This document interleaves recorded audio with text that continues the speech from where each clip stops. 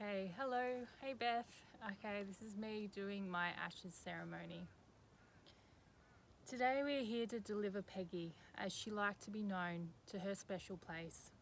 Her final resting place in amongst the trees and nature that she adored in her waking hours. Let's sit together in this time to remember her spirit. This property belongs to her daughter Denise, who has kindly suggested if anyone would like to come and pray or sit in reflection at any time, they are more than welcome. Autumn is in the air, which was Peggy's favourite time of year. She used to marvel as the leaves would radiate beautiful colours.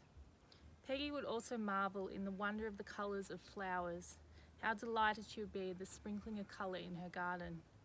Just as the colours collate in the sky to set upon a day and the time, it is time to come and finalise our time with Peggy as we reflect upon this poem.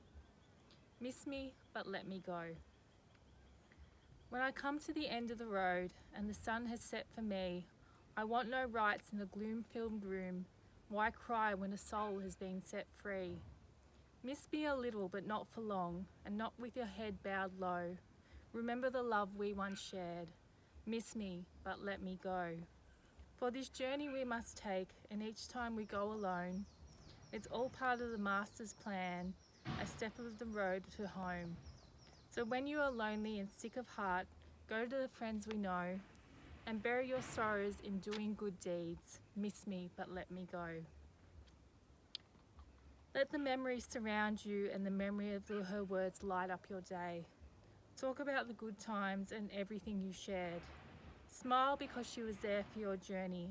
So many wonderful years with Peggy. 86 in Aussie vernacular is a good innings. The ashes will return to the earth as a natural progression. From there she will come to rest. The earth will nurture her body as Peggy herself nurtures the earth. A life has fallen and risen. From life we find solace in understanding one another. Hearts connected, we deliver an endless stream of emotion and respect. In death we sense finality and fragility, but there is strength in this. There is strength in bidding adieu with simplicity as we come to give back to Mother Nature. Ask not how did she die, but how did she live? Did she live with integrity and strength? Did she live with transparency and valour? The years were very kind to Peggy. With deepest respect we honour the death and mourn her passing, but not her life. We give thanks to a life well lived and honoured. With much admiration we express our gratitude for everything Peggy gave us. We bow down to her glorious life in amazement and wonder, a fortunate life with love and joy. These are the words about Peggy. What a wonderful opportunity today for us to gather together and reflect upon a life lived so joyfully and wonderfully. Peggy Lois Mainwaring was a beautiful woman. They say that hearts can radiate light if they are held tightly, and hers was held so lovingly with her family. Peggy encapsulated compassion, she radiated love, and she reflected joy. She was a personification of springtime. Peggy was loved by you all and important to you in a variety of ways. As a mother, grandmother, wife, friend, and family member, Peggy generously gave her time to everyone. And you have taken your time today to honour her memory in this ashes ceremony, a brief but poignant blessing that we bestow upon nature and the earth. Peggy's life shall remain an endless gift, a feeling in the air as the breeze kicks up that Peggy's spirit soars from the ashes and rises with the wind. Her beauty was evident when she was alive. According to her deceased husband Perce, she was a natural beauty, and that beauty is now carefully tending to the earth around us. Peggy's beauty wasn't just aesthetic, she was naturally embodied a radiance and a glow that simply came from her soul. She endeavoured to sprinkle the world with kindness, even if it may have been without direct purpose. She was just a kind soul. According to her granddaughter Eliza, she recalled her grandmother saying it was just kindness when she would bake for the surrounding community. Like the sweet treats that filled the air with warmth, Peggy's disposition did just that. Peggy was a wonderful cook. Cakes, Cakes, pies, roasts were her specialty, and she was well-rounded and plentiful. She would labour over a Sunday roast every Sunday for her daughter's family, a labour of love. Always one for modesty, Peggy would often be the first to claim how delicious something was. Peggy was forever baking, forever cooking up something for her family. Peggy had beautiful features. A friend from Peggy's days of working in a factory used to say that Peggy was the most beautiful girl in town, but Peggy never thought so. In fact, she told her granddaughter Eliza that she never thought herself to be much, but she must have been something startling to her husband Perce, who was smitten on his first sighting. Peg and Perce met when Peggy went to hospital to see her sister who was sick, and she met Perce, who was also there. Perce was given the job of cleaning hospital utensils while lying in his sick bed. They courted for 2 years before they married. Peggy sporting a newly embroidered wedding dress courtesy of her mother, with her husband sporting looking dashing in a borrowed suit. Their romance blossomed and a family bloomed from their love. 3 beautiful daughters. From this came 4 grandchildren, all of whom adored their nana. In fact, being a nana was Peggy's great love, and she excelled at it. Peggy did odd jobs, working as a canteen lady in a factory for many years. Work life wasn't really a priority for Peggy, it was her home life that kept her truly happy, particularly out in the garden. At her place of residence for the majority of her life, 47 Barry Street, neighbours on foot would stop to marvel at the majesty of Peg and Perce's garden. Foxgloves 2 feet high, poppies in a myriad of colours, petunias, pansies and a beautiful weeping willow, right in the middle of it all. Peggy's garden was a treat for sore eyes. After Perce passed away and Peggy had moved to a smaller residence, her garden was still spectacular, with the help of her daughter chipping in to keep the garden up and ready to be its scratch. In recent years, Peggy was truly cared for in Warprilla Lodge. Though she wasn't fond of activities, she certainly enjoyed the facility, particularly when family were constantly dropping in. She was surrounded by flowers and the beauty of nature, and her final years were content and peaceful. Peggy will undoubtedly be missed by you all. Let's say a very jubilant thank you for having this wonderful lady in our lives for so many years. Reflection. Let us reflect upon Peggy's life now and listen to the beautiful Moonlight Serenade by Glenn Miller.